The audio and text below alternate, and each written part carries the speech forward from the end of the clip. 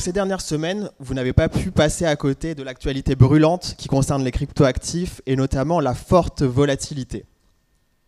Peut-être avez-vous vos fonds sur ces plateformes, sur ces exchanges, et êtes-vous intéressé par leur fonctionnement.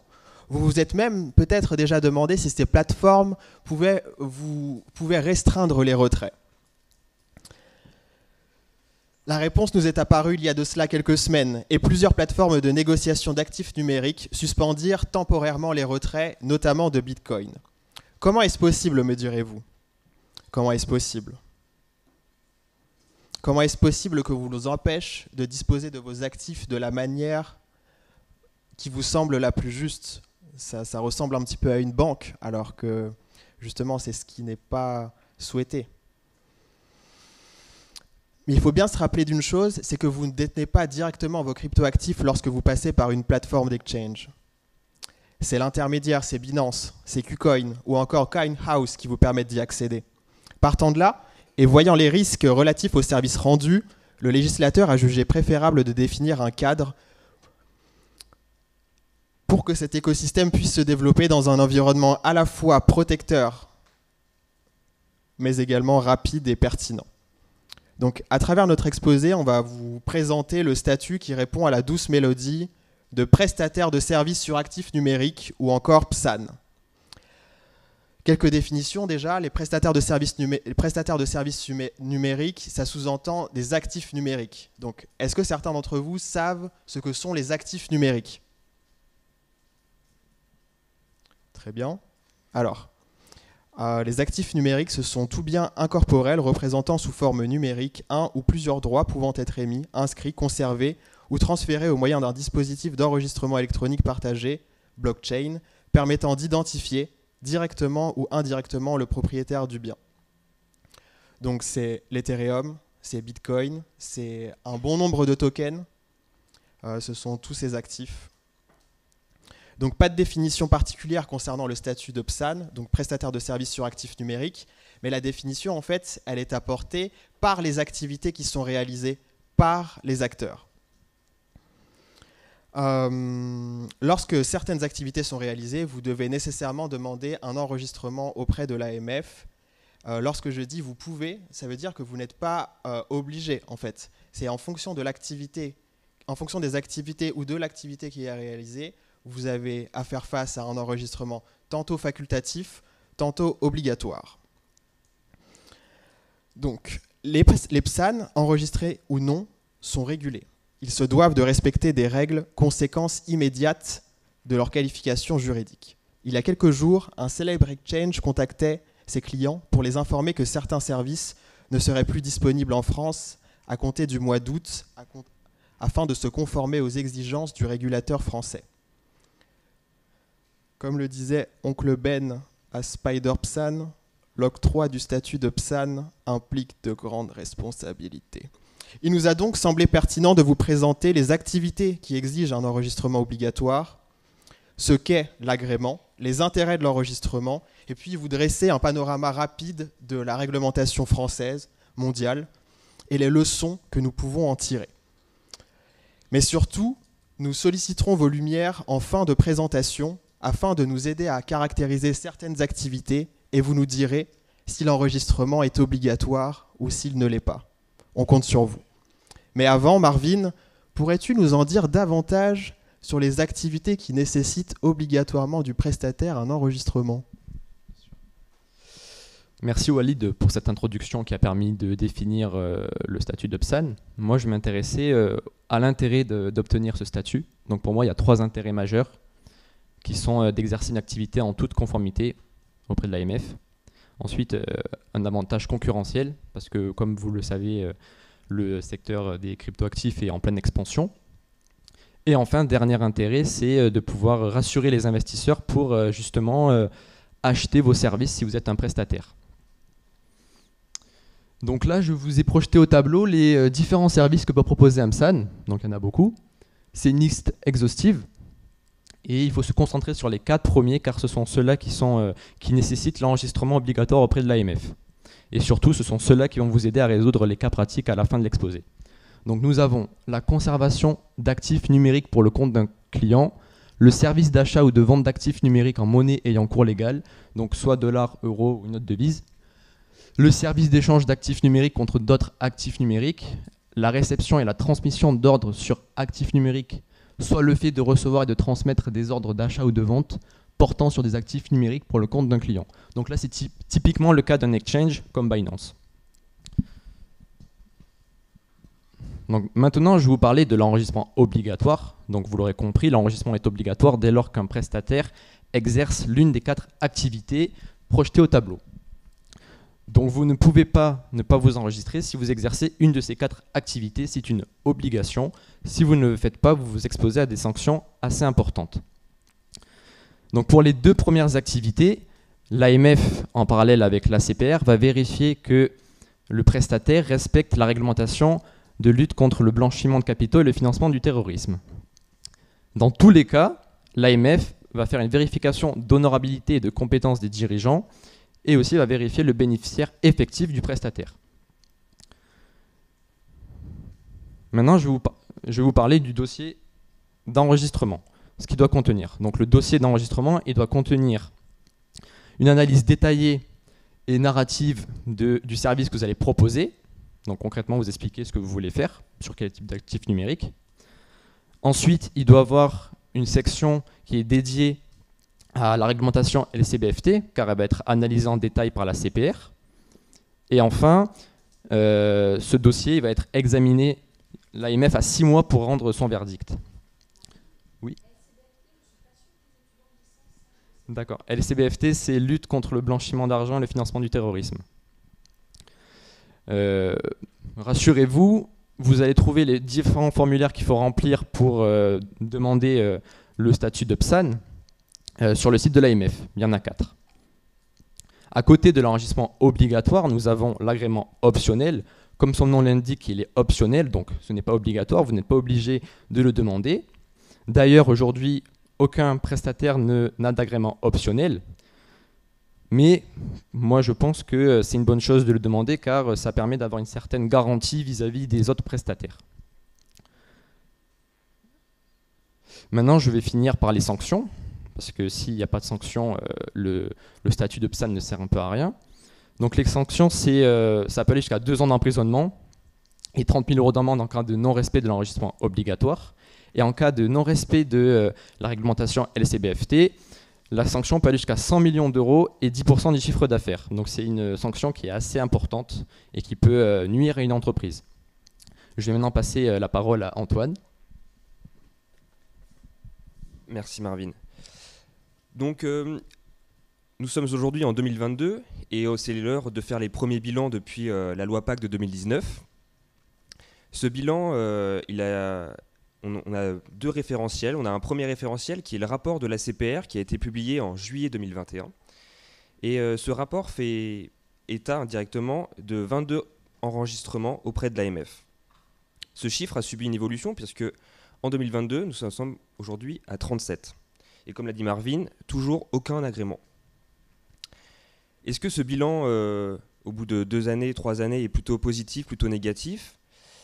Malheureusement, le bilan reste plutôt mitigé. En effet, le rapport de la CPR de juillet 2021 fait état de nombreuses conditions qui sont à remplir par l'EPSAN et plus une procédure qui peut être très longue, très complexe pour ces acteurs. Complexe pourquoi ?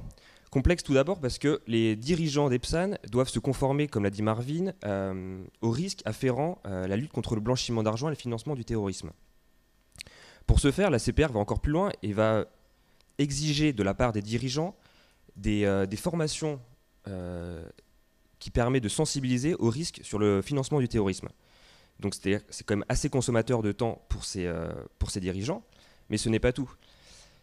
La CPR, l'AMF vont demander même aux dirigeants de connaître l'ensemble des risques auxquels pourraient être exposés les dirigeants.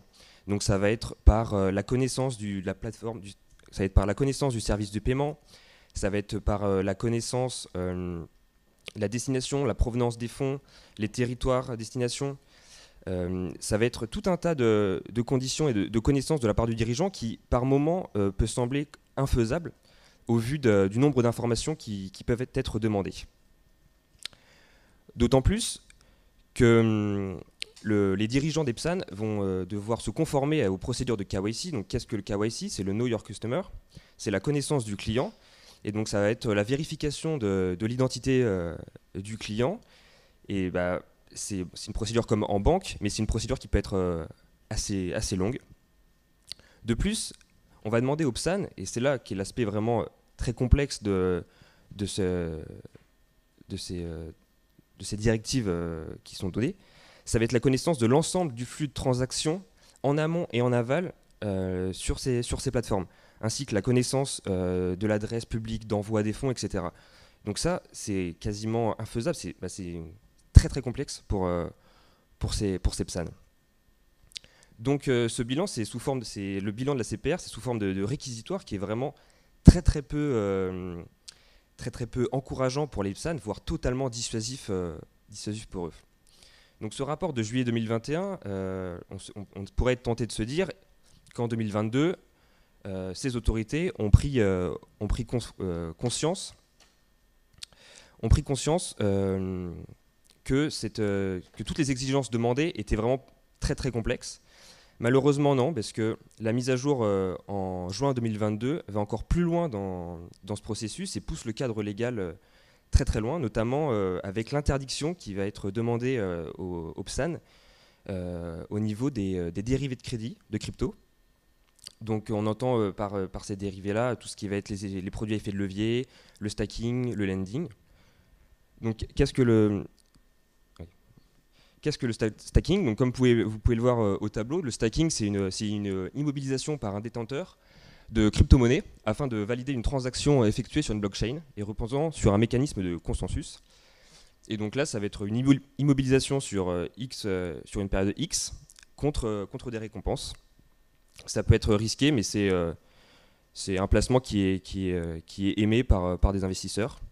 Ensuite, le lending, comme son nom l'indique, en fait, c'est un système de prêt, tout simplement, qui permet de déposer des crypto-monnaies sur une plateforme contre des intérêts. Donc ça va être du dépôt de liquidités contre des intérêts. Et donc tout ceci sera désormais interdit. Et l'Europe est déjà quand même assez récalcitrante au niveau de ces dérivés. Et notamment en 2021, de nombreux pays européens avaient déjà interdit ces dérivés de crypto-monnaies comme le Royaume-Uni, l'Allemagne, l'Italie. L'Espagne en 2022 l'avait fait. Et c'est au tour de la France de l'interdire. Et notamment, Binance sera, le 2 août 2022, obligé d'arrêter ces produits à effet de levier. Donc au final, le bilan reste assez mitigé. Et ça peut vraiment poser problème à l'international vis-à-vis de la concurrence. Et inciter tous ces PSAN à partir, à ne pas rester en France. Je vous laisse la main à Aurélien. Alors, bon, j'espère qu'ils ne vous ont pas trop endormis. Je vais faire quand même un petit tour concernant l'information. On a pu voir quand on vous a posé la question de est-ce que vous connaissez les PSAN que à peu près personne ne savait ce que c'était. Ou en tout cas vous êtes timide, mais bon, ça c'est autre chose. Les PSAN en France, on a compris que c'était une procédure longue, coûteuse, qui comportait encore plein de problématiques qui n'avaient pas été réglées par le régulateur, les autorités des marchés financiers. Mais c'est surtout la volonté d'informer le consommateur et l'investisseur. Selon un dernier rapport qui a été publié par KPMG, une étude récente de 2022, il me semble que c'était en février, 43% des investisseurs dans les cryptoactifs et les actifs numériques utilisent les PSAN. Alors vous me direz, c'est bien. D'un autre côté, ça met en balance que 57% ne les utilisent pas. Donc on pourrait dire que ça donne un effet relatif dans le sens où ça apporte de la clientèle à ces PSAN, mais l'effet est quand même assez limité. De plus, 98% des non-investisseurs, donc des gens, de tout le monde grosso modo, ne savent même pas ce que c'est le statut PSAN.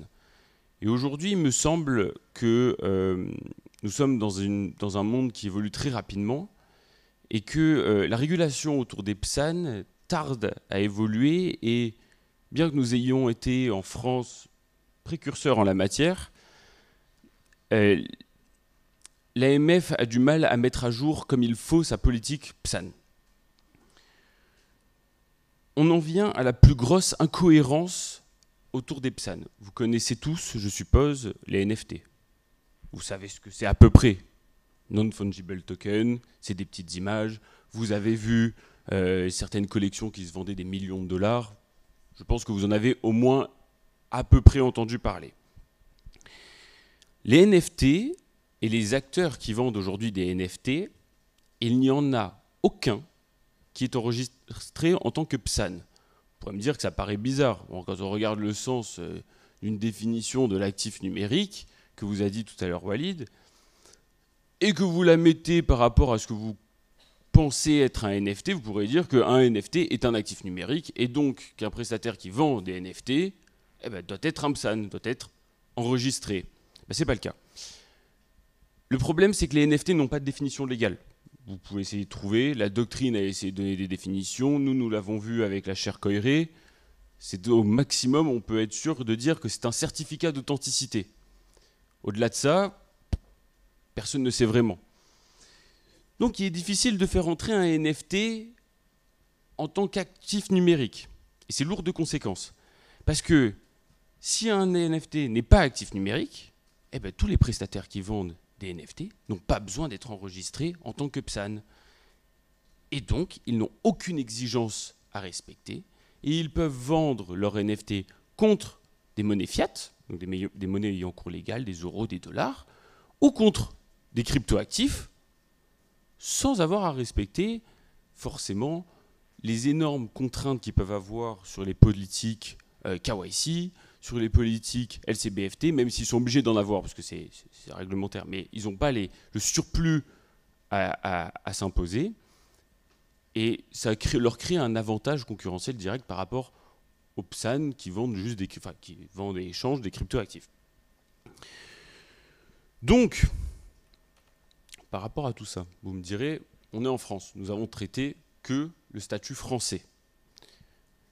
À l'international, aujourd'hui, il faut savoir quelque chose. Vous en entendrez très certainement parler un petit peu l'an prochain si vous êtes dans le master de Madame Teller, soit par votre connaissance personnelle dans les prochaines années à venir. L'Europe va mettre en place le règlement MiCA, Marketing Crypto Assets. Ce règlement a pour volonté de réglementer à l'échelle européenne tout ce qui porte sur les crypto-assets, donc les actifs numériques.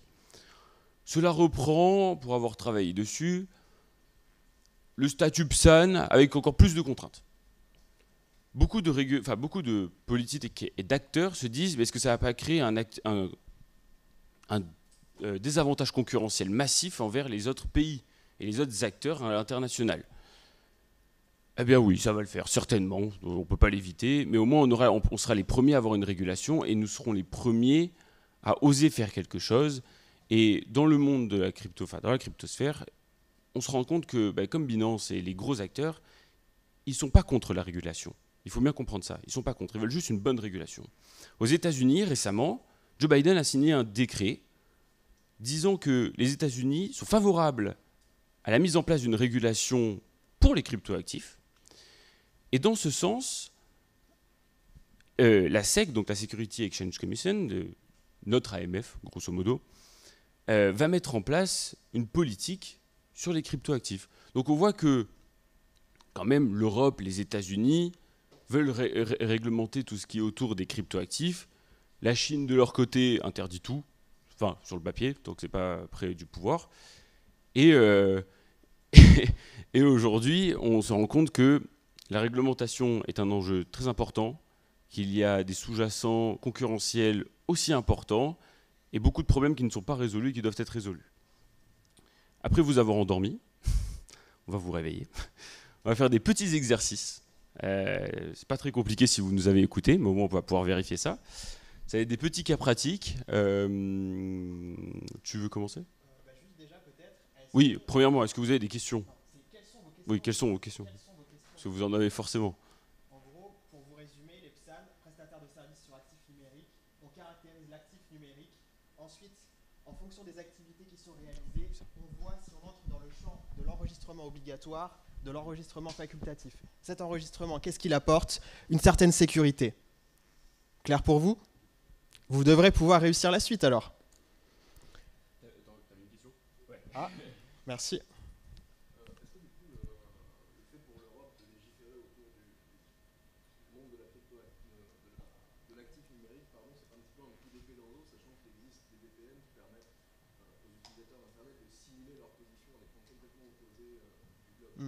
Alors en fait, l'utilisation de VPN, elle permet de contourner un certain nombre de réglementations, notamment pour les casinos en ligne. Faut savoir que si vous assumez ce risque d'utiliser un VPN alors même que l'opération elle est interdite dans l'état dans lequel vous vous trouvez, ça vous expose à une impossibilité de recours en cas de problème. Vous vous faites arnaquer, qu'est-ce que vous faites? Vous allez devoir payer un avocat sur place, devoir correspondre avec lui à distance. Si vous faites ça pour, je sais pas, 500, 1000 euros, vous n'allez pas entamer des poursuites après. Vous pourrez juste vous asseoir sur la somme que vous avez perdue. Et ça fait mal. D'autres questions? Très bien. Ou en tout cas, ça paraissait assez clair. Franchement, n'hésitez pas. On est vraiment là pour essayer de vous apporter quelque chose, pour essayer de faire en sorte que ce statut soit plus clair pour vous et que vous puissiez identifier des statuts dans lesquels on identifie un enregistrement obligatoire, un enregistrement facultatif. Merci beaucoup.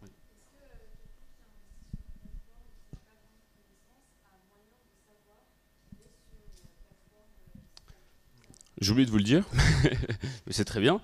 L'AMF dresse une liste et qui est tenue à jour en temps réel de tous les PSAN. Alors, s'il y en a qui seraient agréés dans le futur, ils seront certainement notés, mais il n'y en a pas. Mais tous ceux qui sont enregistrés, et pourquoi ils sont enregistrés? Dans les 4 conditions qui y sont, à chaque fois, il y a écrit, il est enregistré par exemple pour l'échange d'actifs numériques contre monnaie ayant cours légal. Ou pour celui-là. Et s'il y a un premier enregistrement, puis un ajout d'enregistrement, c'est aussi notifié. Aussi, l'AMF dresse une liste noire qui est tenue à jour de tous les sites qui devraient respecter la réglementation PSAN et qui ne les respectent pas. Ça, par contre, c'est une liste, cette liste noire, pour moi, elle est trop difficilement accessible. C'est pas assez visible pour le consommateur, pour l'investisseur. Et pour vous donner un ordre d'idée, un chiffre parlant, c'est plus de 150 sites qui sont répertoriés comme vraiment dangereux, et il y en a qui sont vraiment connus du grand public. Voilà. Merci pour vos questions. Est-ce qu'une telle réglementation est possible sur des échanges décentralisés? Eh ben, Ça va faire l'objet d'un des cas pratiques, mais c'est une très bonne question. ouais, je vais répondre très rapidement. Les échanges complètement décentralisés de la finance décentralisée se débrouillent pour passer au travers de tout. En gros, ils prennent tous les points, ils disent ça me fait avoir une réglementation, je la contourne. Et ils sont pas dans l'illégalité, hein, ils contournent. Donc en général, non. D'autres interrogations? Très bien. Tiens, vas-y, mets le premier. Premier cas. Moi, je le fais. Allez, vas-y. Alors, une agence de voyage propose la vente de séjours qui accepte le paiement en crypto-monnaie. Ils sont en avance sur leur temps. En passant par un prestataire sous-traitant. Lorsqu'une transaction est réalisée, le sous-traitant fait l'échange de crypto-monnaies contre des monnaies fiat, donc dollars, euros, etc., pour le compte de la société de voyage. D'après vous, enregistrement, agrément, pour quelles conditions, quelles mesures à mettre en place, il fonctionne mieux ou pas?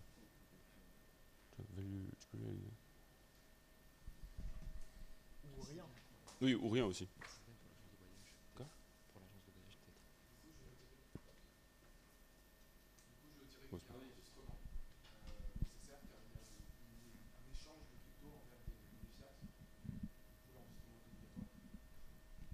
T'es tombé dans le piège. D'autres? Vas-y.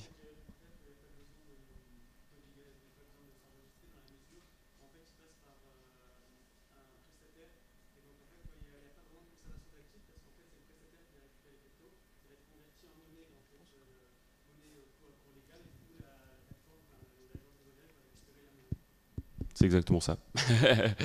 En gros, vu qu'ils le sous-traitent et que rien ne passe par eux, enfin dans cette situation, rien ne passe par eux, ils font pas l'échange, pas la conservation, rien du tout. C'est pas une plateforme de négociation, il n'y a aucune des 4 conditions. Ils n'ont pas à avoir l'enregistrement, mais ils peuvent quand même recevoir les paiements, bon, en passant par un sous-traitant, donc ils vont payer une commission, mais c'est possible. Cas numéro 2. Cas numéro 2. Allez. Une société développe un protocole de finance décentralisé pour investir automatiquement à des dates prédéfinies. Les investissements seraient réalisés en fonction de différents paramètres, notamment en fonction du cours moyen de l'actif au cours des 30 derniers jours. À votre avis, est-ce que vous estimez que l'enregistrement est obligatoire, facultatif? L'agrément est nécessaire? Est-ce qu'il y a des procédures à mettre en place? À vous de jouer.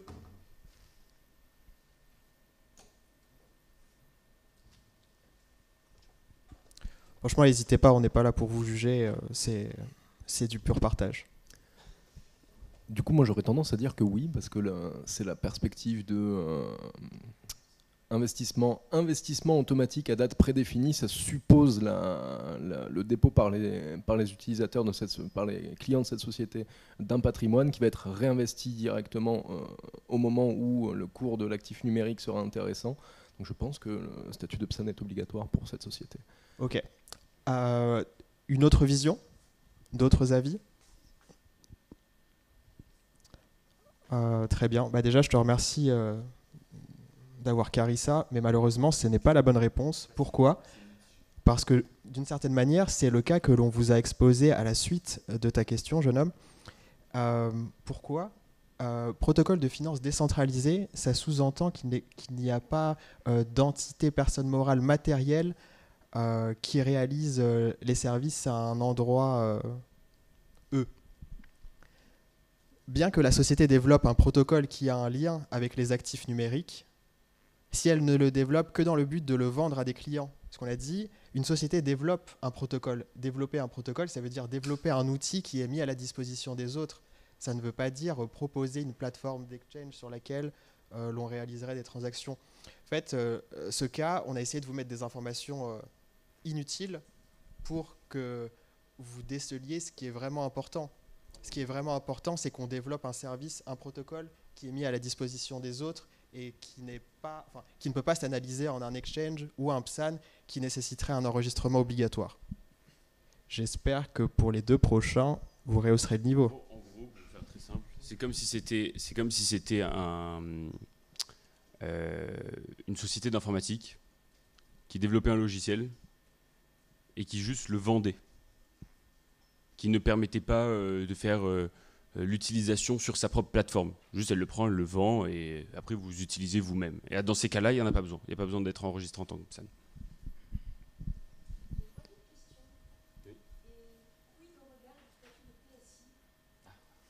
Alors ça. Alors justement, merci pour cette belle question. En fait, il faut savoir que le statut de PSI, donc prestataire de services sur investissement, c'est un régime en fait, d'une certaine manière, que l'on peut mettre en parallèle avec le régime de PSAN. PSI, prestataire de services sur investissement, ce sont des entités, des sociétés qui proposent un certain nombre de services à l'attention de leurs clients, et ce sont notamment la réception, transmission d'ordre, la proposition de services d'investissement. En fait, ces services sont proposés dans le cadre d'une relation d'affaires. C'était quoi déjà là? Je suis désolé. Quid des PSI?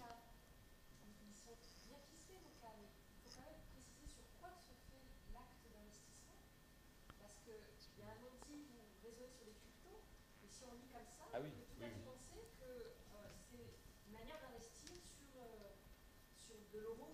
Oui, ok. Alors non, justement, voilà, petite erreur de ma part. J'aurais dû vous préciser que justement le service est ayant attrait aux cryptoactifs et non pas, je sais pas, au marché actions ou alors aux investissements plus classiques.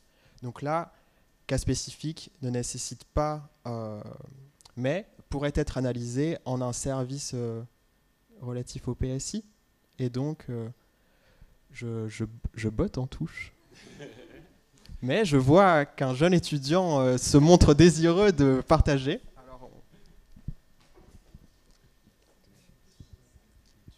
L'autre élément que je vois pas dans ce cas et qui serait intéressant peut-être d'étudier ensemble, c'est est-ce qu'il y a un contrat entre la société qui a développé le protocole et les investisseurs?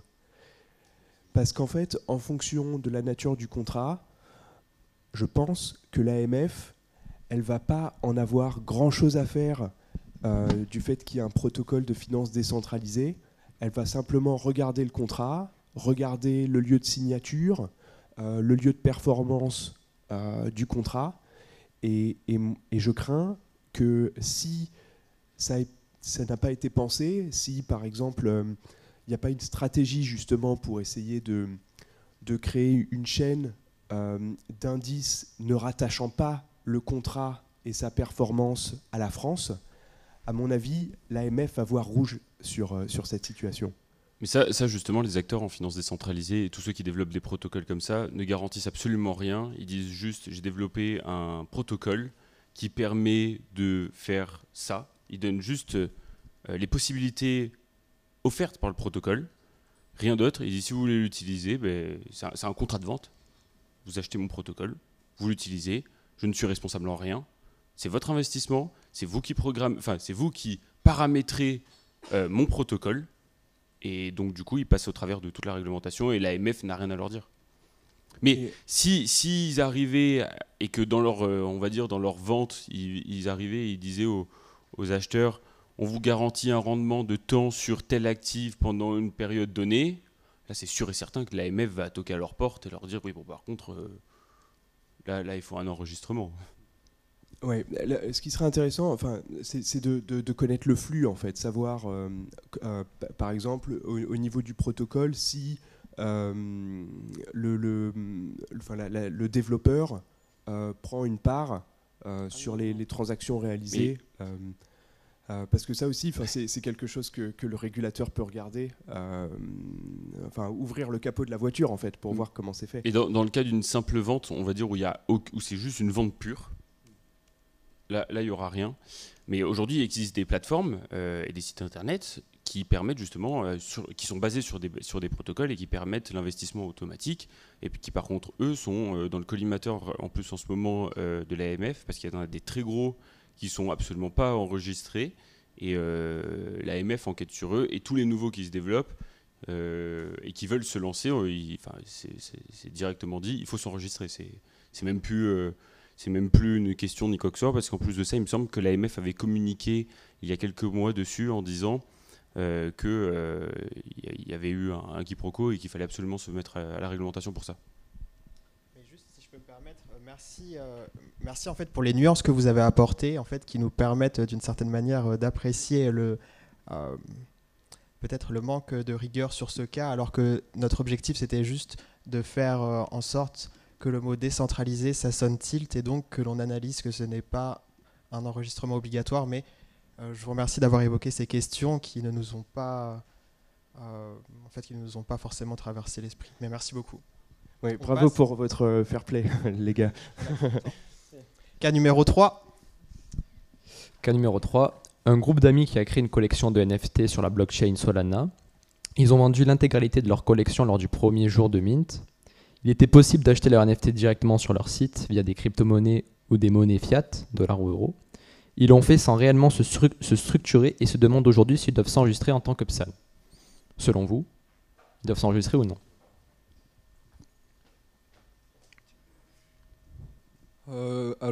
Non, ils ne devraient pas s'enregistrer parce qu'ils ne sont pas considérés comme des actes fongibles et il n'y a pas de définition légale sur les NFT. Du coup, c'est un peu compliqué. Enfin, il n'y a pas vraiment de cadre légal autour de ça. Et en tout cas pour l'enregistrement en tant que PSAN. Alors c'est pas des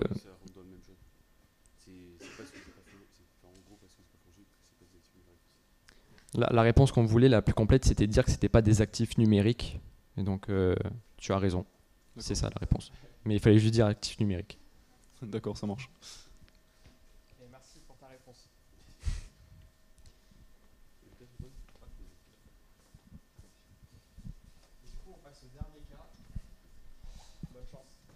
Alors, dernier cas.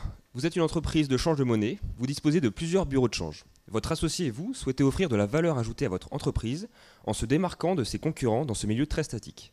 Vous décidez donc de vous diversifier, proposer à vos clients une possibilité de change vers une dizaine de crypto-monnaies. Donc selon vous, qu'est-ce qui doit se passer ?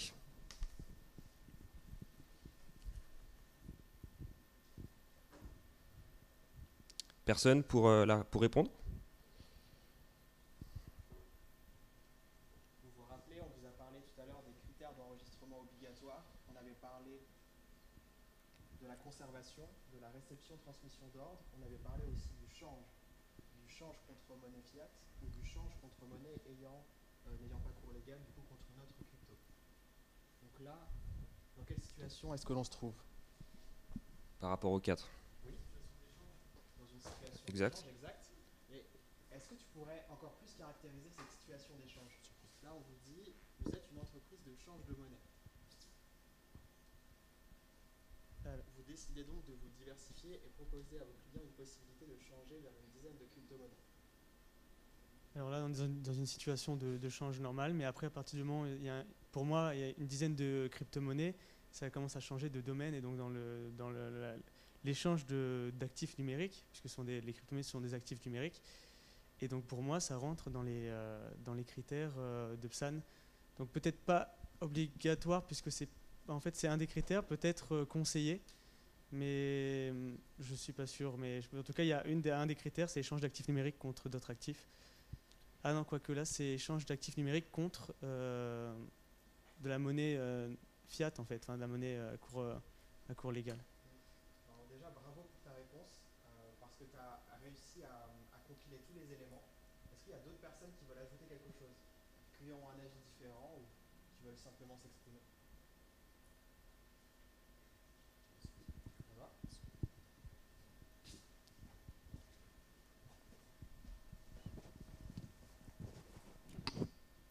Merci bien, moi j'irai dans le sens de monsieur en effet, parce que si on pourrait dire que par la voie plateforme de change, le statut de PSAN aurait tendance à être soit obligatoire, soit optionnel, pour moi la perspective qu'il y ait plusieurs crypto-monnaies qui soient proposées, ça pourrait faire pencher la balance en faveur de l'interprétation de cette entreprise et de l'activité de cette entreprise comme une plateforme de change de crypto-monnaies.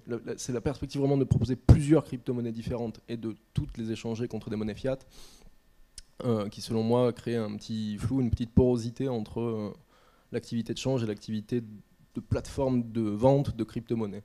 Donc pour moi, le statut PSAN serait obligatoire, je pense, sur celui-ci. Très bien. Et du coup, toi, ta justification, c'est parce qu'il est offert pléthore de crypto-monnaies différentes, à ce moment-là, tu n'es pas sûr de la caractérisation de l'enregistrement obligatoire, c'est ça? Voilà, principalement, c'est ce qui me fait douter en fait. C'est-à-dire que autant l'activité de change en elle-même, je suis pas certain qu'elle suffise à obliger le statut de PSAN. Par contre, le fait qu'il y ait plusieurs crypto-monnaies proposées en échange de monnaie fiat. Là, tu vois, ça me permet facilement de dire quelque chose. C'est que, en fait, le statut de PSAN, c'est quelque chose que l'on endosse indirectement de notre volonté. Si les activités correspondent à la définition de PSAN, on est PSAN. Ce qui est différent, c'est est-ce qu'on est soumis à un enregistrement obligatoire en fonction de 4 activités que l'on a présentées juste avant, ou est-ce que l'on est soumis à un enregistrement facultatif? Ouais, alors je tranche mon avis, je pars sur l'obligatoire sur celui-là. Aussi, mais j'ai vu aussi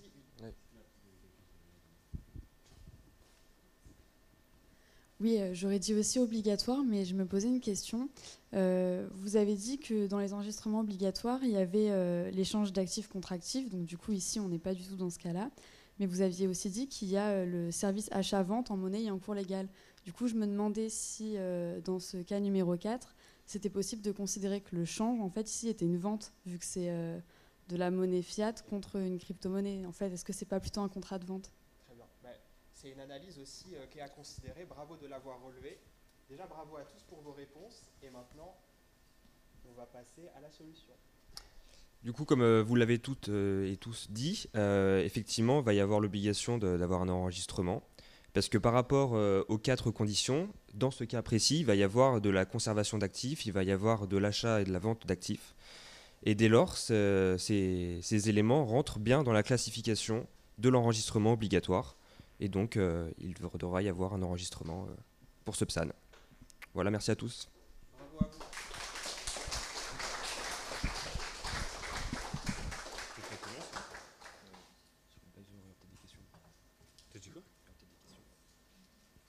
Vous avez des dernières questions ou pas? Oui. Attends, vas-y.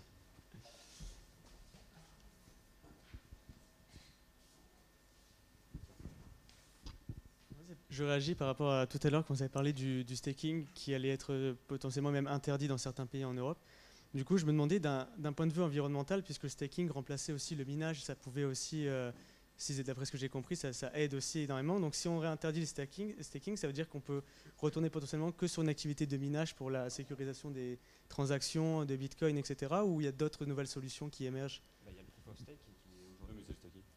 En gros, c'est le serpent qui se mord la queue. C'est-à-dire qu'ils veulent réguler quelque chose, puis au final ils veulent l'interdire en essayant de trouver une meilleure solution, mais ils retournent à la solution de base qui est le proof of work. Voilà. J'ai pas de meilleure réponse à apporter. Après, il me semble avoir vu passer que l'interdiction, pour le stacking, les futures et tout, n'allait pas être définitive. Mais ne pas être définitive si ça dure 6 ans, voilà. Mais ça va arriver avec Mika. Il y aura avec le règlement européen, il y aura une nouvelle définition, une nouvelle approche, je pense, sur tout ça, qui sera pas forcément celle souhaitée par les acteurs, mais c'est comme ça. Merci à tous.